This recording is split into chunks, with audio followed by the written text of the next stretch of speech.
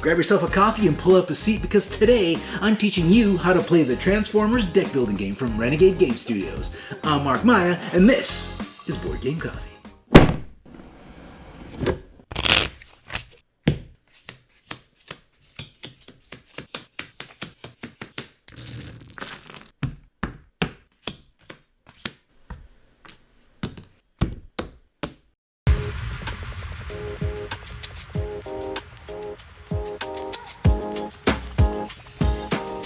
Autobots, transform and roll out, cause it's time to destroy the evil forces of the Decepticons. The Transformers deck building game is a 1 to 5 player deck building game that can be played cooperatively or competitively. But regardless of what mode you're playing, all players will be playing as Autobots with the goal of destroying the evil Decepticons. In cooperative mode, you win as a team, but in competitive mode, although you still have to work together to defeat the Decepticons, it's the player with the most points at the end that wins. In this video, I'll be teaching you how to play a 3-player competitive game of Transformers. If you're looking to adjust the rules to play a cooperative or solo game, additional information for those modes can be found in the back of the rulebook. If at any point you want to jump to a particular section of this video, check out the index in the description below. Now for a quick overview. In the Transformers deck building game, players start with a basic set of cards which they use to buy better cards in order to improve their deck. But unlike most deck building games with a visible marketplace to buy cards from, in Transformers, players move their Autobots around a grid of face-down cards called the Matrix. Players can then spend move points to reveal those cards, exposing things like powerful relics, allies, helpful sights, and Decepticons laying in wait to ambush the Autobots. You might even uncover an evil Decepticon scheme in need of thwarting. The game ends when either 3 Decepticon bosses are defeated, or you can't complete the refill Matrix step because the main deck is empty.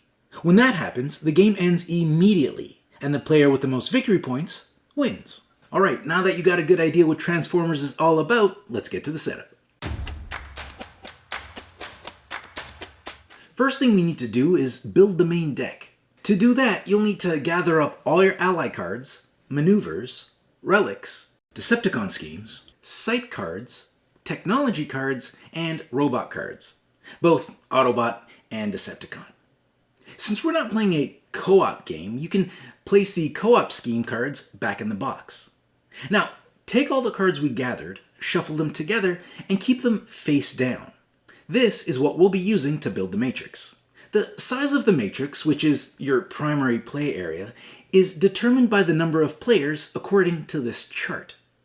So, for our 3-player game, we need to build a matrix of 16 cards, laid out in a 4x4 grid in the center of the table. Build the matrix by taking cards from the top of the main deck and laying them face down in the grid dimensions appropriate to your player count. Now that the matrix is in place, use the remaining cards of the deck to build 3 separate stacks, each with an equal number of cards based on the number of players following this chart here. For our 3-player game, we'll need 11 cards in each stack. Once you have your 3 stacks, add a 4th stack consisting of only 5 cards. This stack size is the same regardless of player count. Return all cards from the main deck that were not used back to the box. Now, grab all the cards with the Decepticon boss type and separate them into 3 piles based on the level indicated here.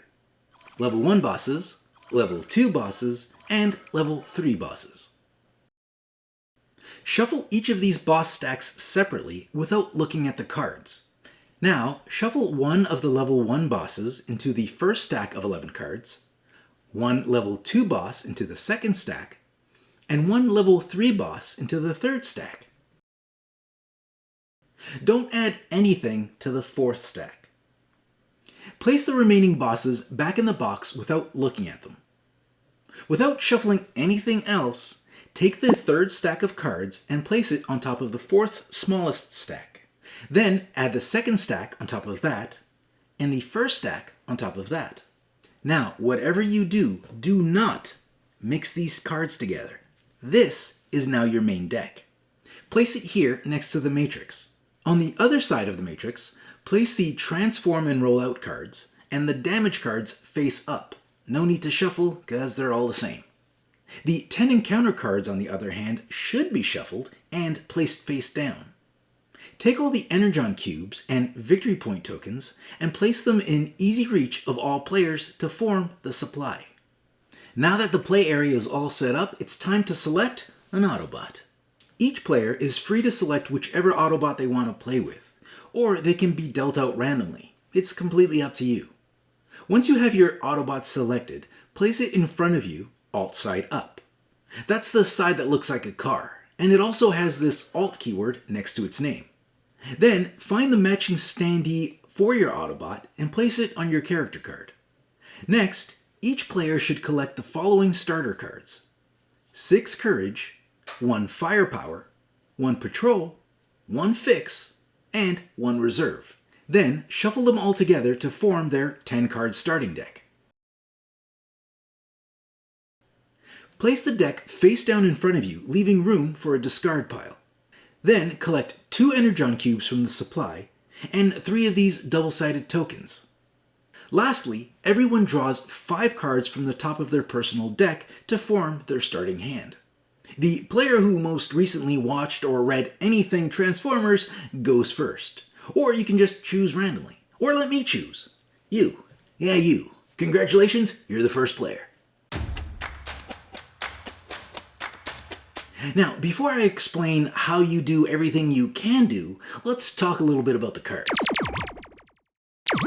Okay, let's start from the top and work our way down. At the top is the name of the card. This number here is the cost to buy the card, unless it's a Decepticon, in which case it's the cost to battle it. This is how much power this card generates when it's played, which is used to buy or battle cards. The number below that is the card's range value, which allows you to use that card's power and block abilities from a distance. This is how many move points the card generates. Move points are used to move around the matrix and search. A card's type is indicated here in the center. Below that, you'll find special abilities that are activated when played, and Energon abilities that you can pay to activate. This narrow bar here at the bottom will list any rewards gained from successfully defeating that card in battle. Although, being that this is an Autobot, you won't be battling it unless a special rule tells you to. Next, let's take a look at our character cards. Each character card has 2 sides: bot mode and alt mode, and you'll be transforming from one to the other throughout the game. At the top, we have the character's name and its mode, bot or alt. Abilities for those respective modes are displayed in these light-colored boxes here. These are Energon abilities that are only available in bot mode. And the alt side will generate this many move points once per turn, which is only available while in alt mode. Oh, and as noted by this line here, when in alt mode, you get -1 power when battling an adversary. So, you might want to transform before that happens. Okay, I think we're good. Let's learn how to play the Transformers deck building game. Transformers is played in turns, and on your turn, you'll play cards from your hand to do as much as you possibly can. But what can you do on your turn? Quite a bit. Allow me to demonstrate. If this is your first turn of the game, place your Autobot on any space in the matrix. Each player will get a chance to do the same when their turn comes up. This is called teleporting, and it's important to note that if you teleport into a space with a face-up Decepticon, which can happen on your first turn, you don't get ambushed, which we'll learn about later. This start of turn teleport is only done on each player's first turn. From this point forward, your Autobot will never leave the matrix. But every turn after that, you can do things like play cards from your hand, move around the matrix, search your current space, buy or battle a face-up card, activate Energon abilities, transform, and confront a boss. During your turn, you can perform any of these abilities in any order you like, as many times as you want, with 2 exceptions. You can only activate each Energon ability once per turn, and you can only confront a Decepticon boss once per turn.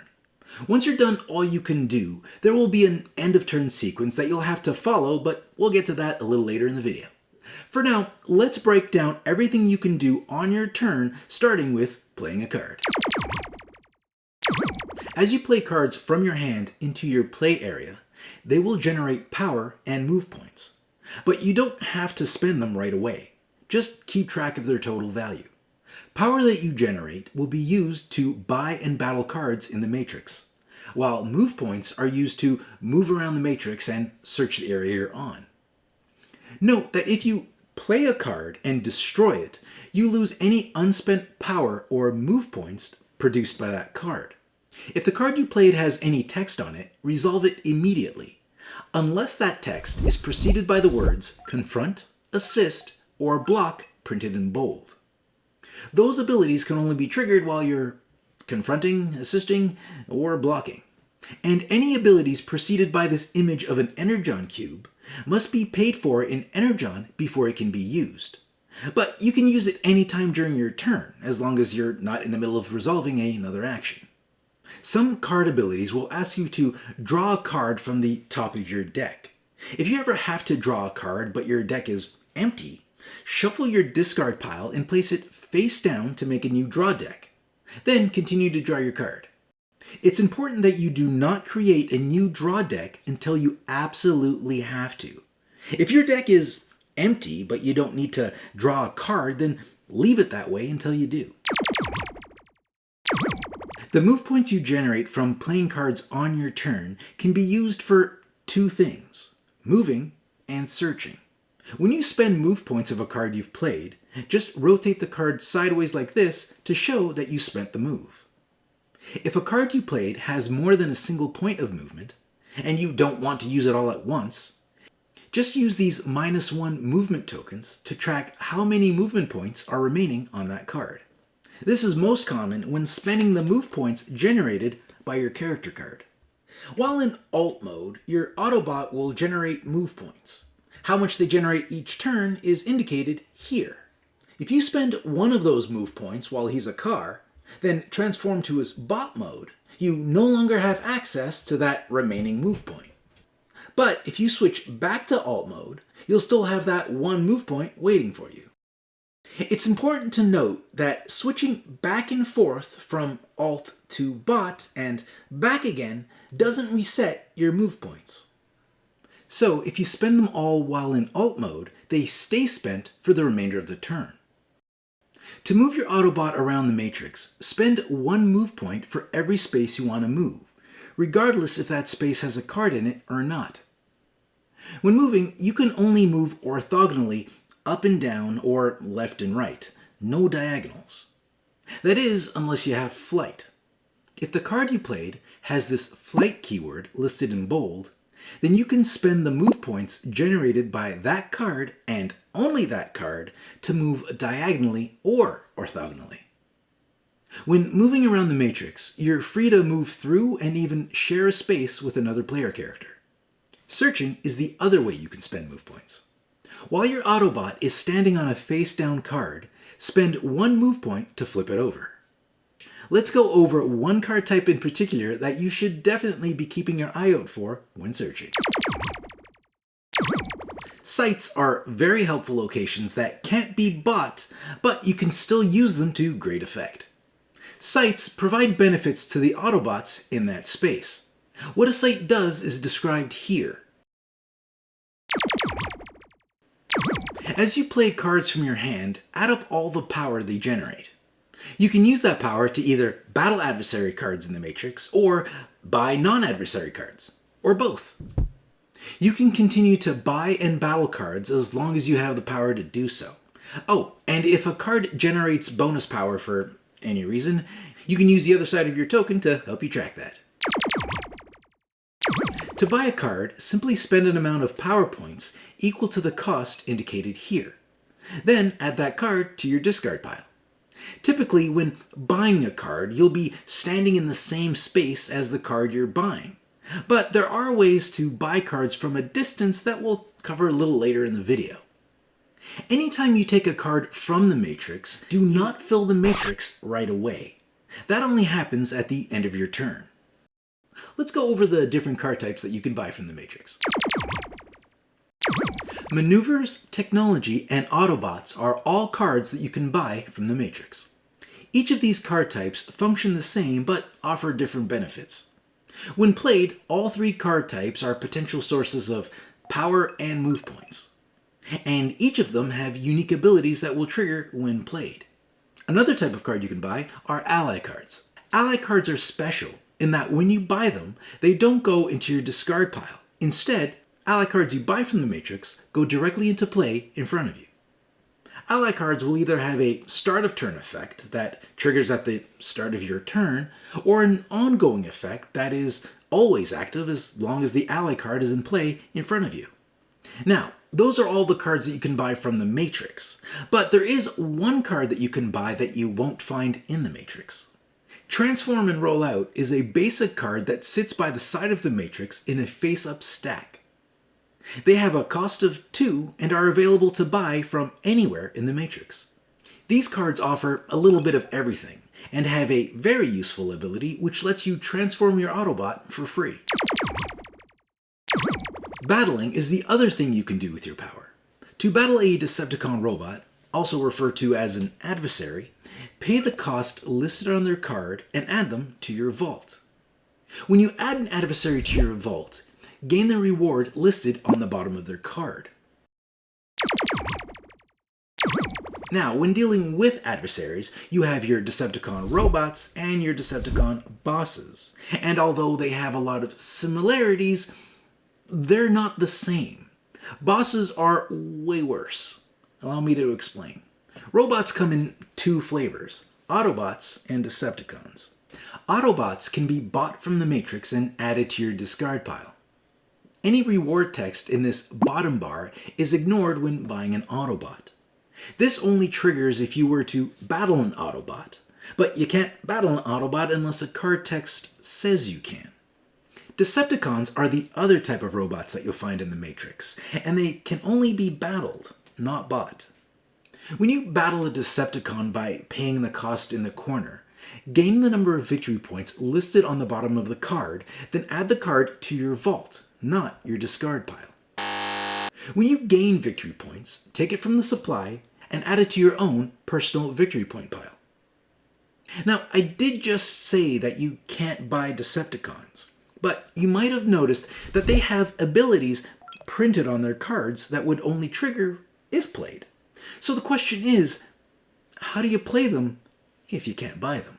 Well, some cards have special abilities that will allow you to gain a robot. So if the robot you gain is a Decepticon robot, it'll go into your discard pile and not your vault, which is the only way you'll be able to play those abilities. So, why did I say robots come in two flavors and now here I am talking about a third robot? Well, simply put, Decepticon bosses are not robots. And I know this because their card type doesn't say they are. So if a card's ability refers to a robot, it's referring only to cards with the robot card type printed on the card. Decepticon bosses, just like Decepticon robots, cannot be bought. They can only be battled, but how you battle them is completely different. To defeat a boss, you must confront it, which is a lot costlier and potentially more dangerous. But we'll be going into more detail on how bosses work a little later in the video. Now, you've heard me mention a few times that when you battle an adversary, they go into your vault and not your discard pile. Your vault is a personal stack of cards that you keep face down off to the side. You don't play with these cards, but they'll be used during the final scoring at the end of the game. Typically, when buying or battling a card, you need to be in that card's space. But if you have a card that generates power and has range, like this card here, you can spend the power generated by that card up to this many spaces away. So from here, not only can I buy the card I'm standing on, I can also buy this card that's 2 spaces away, or this one that's only 1 space over. I can also use that power to battle this adversary. The range value on a card only represents how far I can spend the power generated by that card. It doesn't apply its range to the power generated by any other card. So if I wanted to cover the 5 power cost of this card, I would need another card with at least 2 power that could reach the same space. This Bumblebee card has enough power, but it only has a range of 1, so it can't reach the space containing the card I want. So that's not going to work. Jazz, on the other hand, generates 2 power and has a range of 2, which is exactly what I needed to battle this card from the space I'm standing in. Once you're done battling a robot, all the cards you played up until that point are discarded into your discard pile. Unless it's an ally card, in which case it stays in play. Any unused move or power you had remaining on the cards you discarded are lost, but you can still continue your turn using the cards in your hand. This is Energon. The small cubes represent 1 Energon, and the big cubes represent 5. Whenever you gain Energon, take it from the general supply and add it to your own personal supply. When you spend it, just discard it back to the general supply. Energon is used for 2 things: transforming your Autobot and activating Energon abilities. If you want to transform your Autobot from alt mode to bot mode, or vice versa, you can spend an Energon cube to do so. Players can spend an Energon cube at any time to transform, even during another player's turn. The only time you can't do this is while another action is being resolved. Alternatively, if you play a card with the text that reads, "You may transform," you can transform your character for free. No Energon required. Energon abilities are always preceded by this Energon cost. So to trigger this ability, I need to pay this much Energon. You can trigger as many Energon abilities you want on your turn, but you can only trigger each of them once.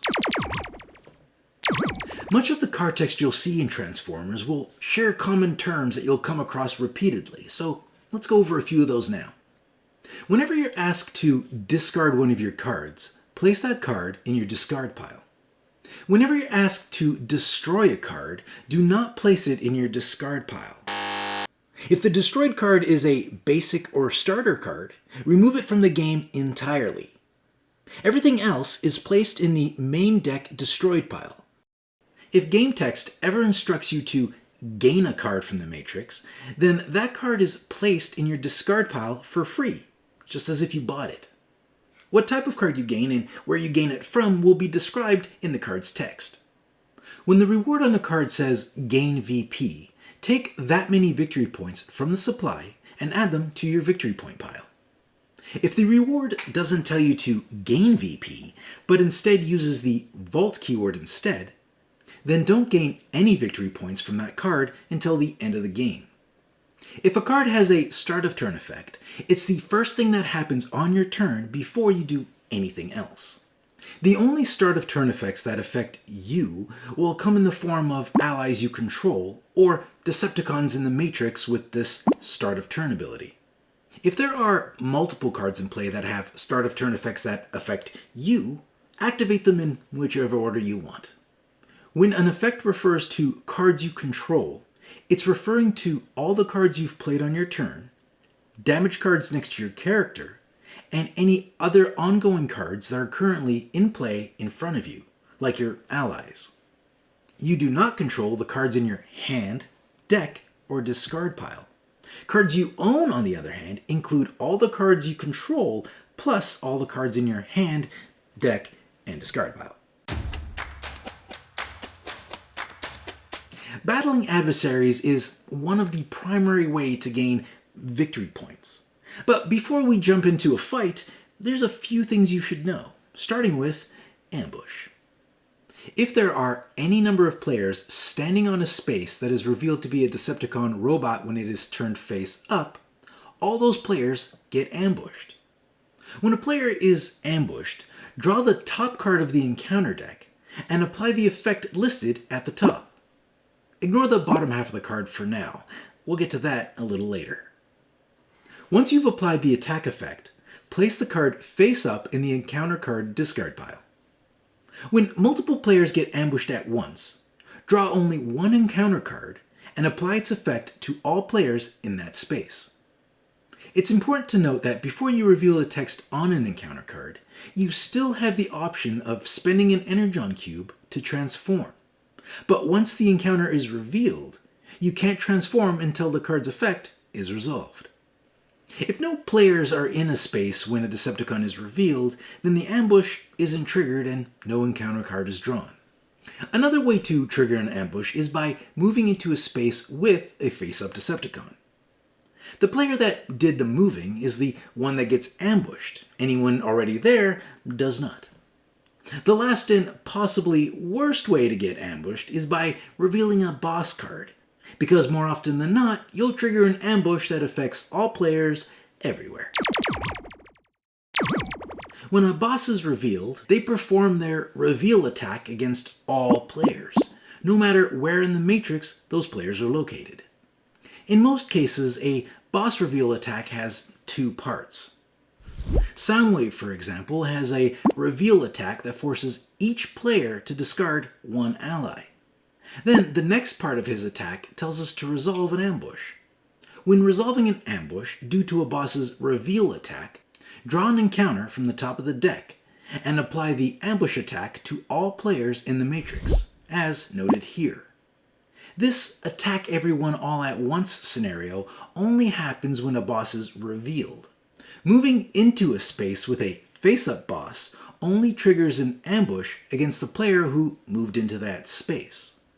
Now, I know we haven't covered blocking yet, but I thought this would be a good time to bring up the fact that blocking a boss's reveal attack will not prevent the subsequent ambush draw.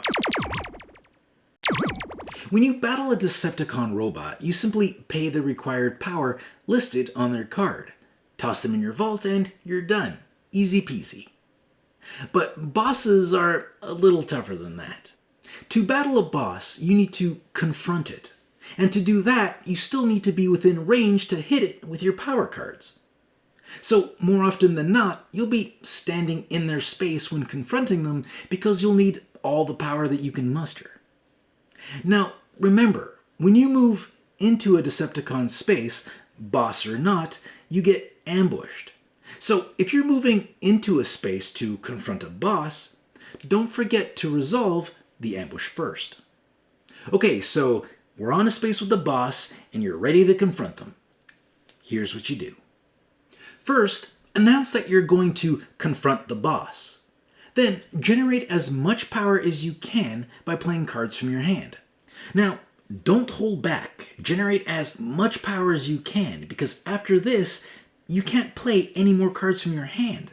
Not to mention, once this fight is over, your turn is too. If you're going to hold back anything, a block is probably your best bet, because you can still discard those to avoid an enemy's attack. Because discarding a card is not playing a card. If you have Energon abilities that generate additional power, don't use them just yet. You'll get a chance to do that soon enough. Okay, so now that you've generated power for the confrontation, all players within range of that boss that you're confronting have the option to assist you by contributing one card face down to the battle. Any card contributed by an assisting player must be legal, meaning it needs to generate at least one power and have the required range to reach the boss in question. Once everyone who can or wants to assist has their card face down in front of them, take all the encounter cards, even the ones in the discard pile, and shuffle them together. You do this every time you draw an encounter card during a confrontation. Now, reveal the top card of the encounter deck and resolve the effects on the lower half. These effects will either make the boss harder to defeat by increasing their cost, or reduce the power you generated by destroying one of the cards you played. Keep in mind, if an encounter card removes a card in this way, you lose any power generated by that card.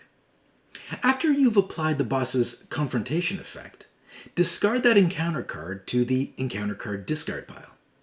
Now, add up all the power generated by the cards in front of you and compare that total to the cost of the boss, which might have been increased by the encounter card you drew. If the power you generate is equal to or more than the cost of the boss card, then the boss is defeated.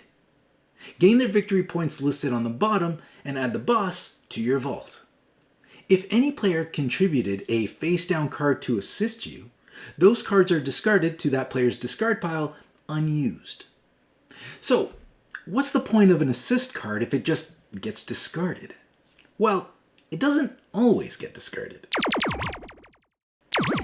Let's rewind a bit.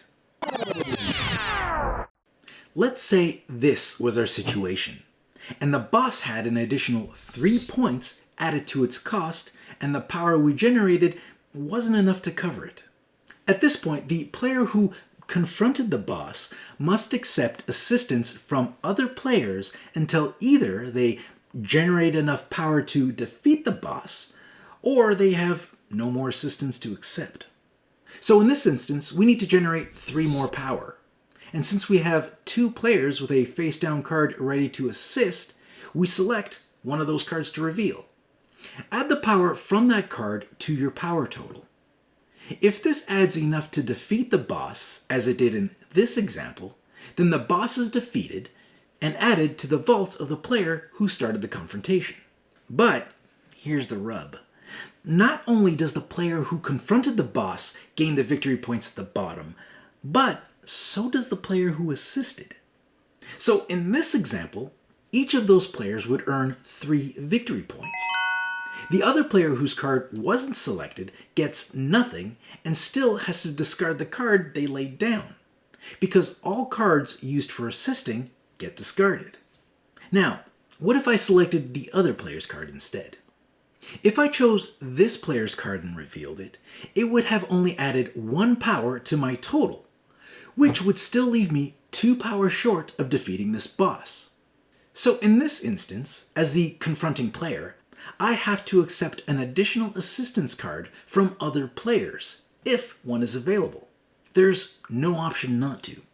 With the addition of that second assist, we have more than enough power to defeat this boss. So, just like before, the player who initiated the confrontation adds the boss to their vault. The other players discard the cards they assisted with, but this time around, all 3 players gain 3 victory points each. Do you see why getting assistance isn't always a good thing? Alright, let's try this again. But this time, let's say that after we accepted assistance from all the players who offered it, we still didn't have enough power to defeat the boss. Well, after you've accepted all the assistance you can, and only after, players have the option of activating Energon abilities. Assisting players can only trigger the Energon abilities listed on the cards they played, but the active player can trigger as many of their available Energon abilities as they want. But they're still limited to activating each ability only once.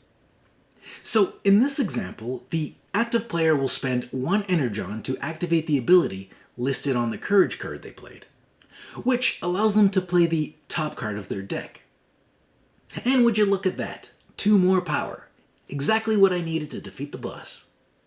But after all that, if I still don't have enough power to defeat the boss stays exactly where it is. All assisting players discard the cards they contributed, and my turn is over. It's sad, but it happens. Okay, I got just a few more notes, clarifications if you will, about assisting and how all of that works. The decision to assist a player or not is made in clockwise order, starting with the player to the left of the player who started the confrontation. Next, you always have to play an assisting card face down. But you can tell people what you're playing if you want to, or just lie about it in order to trick them into picking your card over someone else's. Also, if you played a card with this assist keyword in bold, like this transform and roll out card, apply that assist bonus to that card's power when revealed. Although, if a bonus appears in an Energon ability, you still have to wait till the active player has accepted all the assistance that they're required to accept. And lastly, Although you always have the option to assist a player during a confrontation with a Decepticon boss, assuming you have the range and power to do so, you cannot assist a player when they battle a non-boss Decepticon, unless that player is damaged. Damage cards have a cost of 0, but they're not something you can buy. You get damage cards as a result of another card's negative effect. When you're told to take damage, take a card from the face-up damage stack and place it next to your character card. Damage cards have two negative effects, an endgame effect and an ongoing effect. The endgame effect will take away 1 victory point for every 2 damage cards on your character. But since this only happens at the end of the game, you'll have some time to remove it before that happens. The ongoing effect, on the other hand, that's the killer. This is what's going to ruin your day. When battling an adversary, boss or non-boss, the active player must accept assistance from a number of players equal to the number of damage on their character card. In this example, I generated more than enough power to kill this Decepticon, and normally other players wouldn't have the option of assisting. But because I'm damaged, they do. And even though I have enough power to destroy this Decepticon 2 times over, I still have to take assistance, which allows them to earn points off my kill. Now, if I have 1 damage, but 2 players are assisting, I'm only obligated to take 1 card. If I had 2 damage on me, I would have to accept 2 assistance cards, and so on. If you have more damage on you than there were players assisting, just accept all of it. After accepting the assistance forced upon you due to your damage cards, if you still don't have enough power to cover the cost of defeating the adversary, then continue to accept any remaining assistance, if there is any, and proceed with the rest of the battle or confrontation as normal. If you play a card that instructs you to return damage, then remove the damage from your character card and place it back on the damage stack. Damage on your character is considered to be a card you control. So if you ever play a card that lets you destroy a card you control, you can use that ability to remove a damage from the game. A card's effect is only considered an attack if it's preceded by the keyword attack. This boss's reveal attack is an attack because the keyword is right here. But their start of turn effect, even though it damages your character, is not an attack because there's no attack keyword present. But for those effects that do have this attack keyword in bold, players have the option to block. To block an attack, simply discard a card from your hand that has the block keyword printed in bold. Doing so will negate the effect of the attack against you. Blocking can be done on any player's turn in response to an attack. If an attack has multiple targets, like this reveal attack or boss ambush, it targets each character separately. So one block only protects one character, typically the character doing the blocking. I say typically because it is possible to block for another player. If your block card has a range value like this one, then you can use it to protect a fellow Autobot up to this many spaces away. Each player can only block each attack once, so even if you had enough block cards to protect yourself and another Autobot from the same attack, you can't. You have to pick who you're going to save. When you discard a block to use it, you're not playing it. So therefore, you don't trigger any text on it, or generate any power or move from it. Text preceded by the block keyword is the exception to the rule. These abilities will trigger as soon as the card is used as a block. Although playing that card normally would not trigger these block abilities. Alright, I think we can all agree that getting attacked is bad, especially if you don't have a block. But lucky for us, getting attacked isn't the only way Decepticons can ruin your day. Wait, how's that lucky? Let's face it, Decepticons wouldn't be Decepticons if they weren't constantly scheming. Decepticon schemes start to take effect from the moment they're revealed in the Matrix. They can't be bought or fought, and their only reason for existing is to make your life miserable. Take this magnetized core scheme, for example. It has an ongoing effect that reduces your character's alt mode move points to 0, which is going to make getting around the Matrix a hell of a lot harder. Each scheme has a different requirement needed to remove it from the Matrix, and it's in all players' best interests to do it sooner rather than later. To stop a scheme from doing whatever it is it's doing, players must meet the requirements listed here in this to thwart section of the card. Once that condition is met, the player who thwarted the scheme adds it to their vault to be scored later at the end of the game. Speaking of things you score at the end of the game, Relics are powerful cards. When you buy one, you have the option of adding it to your discard pile to improve your deck, or put it in your vault for points at the end of the game. Once you decided to put a relic in your vault, you can no longer use that card in your deck. It remains in your vault until the end of the game. If you do decide to include it in your deck, then add it to your discard pile as normal. When you play a relic from your hand, it works like any other card. The difference is, at the end of the turn in which you played the relic, you have the option to add it to your vault or your discard pile. Now, if the game ends and you didn't add it to your vault, then you don't get any points for it. And if the game ends on the same turn you use the relic, you won't be able to add it to your vault because when the game ends, it ends immediately. When you've done all that you can or want to do on your turn, announce that your turn is over. At this point, any unspent power or move points are lost. Not the cards, just the points. The first thing you're going to do when your turn ends is refill all the empty spaces in the matrix with cards from the top of the main deck. Once that's done, move to your end of turn cleanup. If there's no empty spaces in the matrix to refill, then reveal the top card of the main deck and destroy it. Then you can clean up.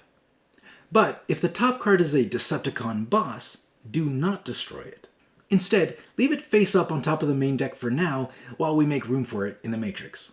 The player whose turn is currently ending must choose and destroy a card in the Matrix that is not an adversary or scheme in order to make room for the boss. If they choose a face-down card to destroy, reveal that card first. If it's an adversary or scheme, leave it face up and select another card to destroy that's not an adversary or a scheme. Continue to do this until you destroy a non-adversary or non-scheme card. Then, place the new Decepticon boss face up in that empty space. Treat this as you would a normal boss reveal, and perform that boss's reveal attack and ambush against all players. During this process of flipping over cards looking for one to destroy, if you reveal a Decepticon in a space with another player or players, they get ambushed as normal and follow the normal ambush procedures. Same goes with revealing another boss. If that happens, trigger both their reveal attack and ambush. Once that's done, you can move on to the end of turn cleanup. Once the matrix is refilled, or you destroy the top card of the main deck because it was already full, discard all the cards remaining in your hand and all the cards you played this turn, except for any ally or damage cards. These cards stay in play until another card tells you to remove them. Also, instead of discarding your relics, you have the option of placing them in your vault. But remember, once they're there, there's no getting them back. Next, remove any -1 or +1 tokens from your cards. And lastly, draw cards from the top of your deck until you have 5 cards in hand. If your deck runs out of cards before you have refilled your hand to 5, draw as many as you can, then shuffle your discard pile and place it face down. This is now your new draw deck. Continue drawing from that new deck until you have 5 cards in hand. Once that's done, play passes to the next player in clockwise order. The game ends when either 3 Decepticon bosses are defeated, or you can't complete the refill matrix step because the main deck is empty. When that happens, the game ends immediately. Tally up the score and determine the winner. Before we get to scoring, I want to point out that if a card isn't in your vault by the time the game ends, it isn't worth any points. Only cards in your vault get added to your victory point total. When it comes time to determine the winner, all players gather their victory point tokens and lay them out in front of them where everyone can see. Now, add up the total cost of all robot and boss cards in your vault, and earn 1 victory point for every multiple of 5. So in this example, my robot and boss cards have a total cost of 11, which would earn me 2 victory points. Take any victory points you earn this way from the supply and add them to your victory point pile. Now, add 1 victory point for every 5 Energon you have, rounded down. So my 19 remaining Energon would earn me 3 victory points. Then add up all the points earned from all the relics and schemes stored in your vault, and add them to your point pile. And last but not least, actually no, it's least. Lose 1 victory point for every 2 damage on your character card. And since I have 3, I would lose 1 point from my victory point pile and return it to the supply. After that, the player with the most points wins. In case of a tie, the player with the most bosses in their vault wins. If you're still tied after that, then the player with the most Energon wins. If you're still tied, then enjoy your shared victory. And that's it. I hope this video helped, and I hope you enjoy playing the Transformers deck building game. See you next week. Thanks for joining us. If you like this video and you want to see more, subscribe to our channel. It's the best way to keep up to date with everything we do here at Board Game Coffee. But if you want to see more right now, we got plenty of videos to choose from. And if that's not enough, follow us on Instagram, Facebook, and Twitter. I'm Mark Maya, and this is Board Game Coffee. And remember, have fun, keep gaming, be social. See you next week.